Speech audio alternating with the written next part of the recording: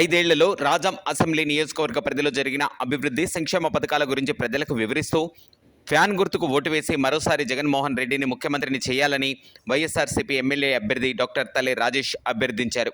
ప్రచార కార్యక్రమంలో Rajam town convener Palavalasa Srinivasarao, కెల్లా సత్యనారాయణ, ఎందవ చిన్నబాబు, ముఖ్య నాయకులు, పలువురు ప్రజాప్రతినిధులు, వైఎస్ఆర్సీపీ ముఖ్య నాయకులు, కార్యకర్తలు, స్థానికులు పాల్గొన్నారు.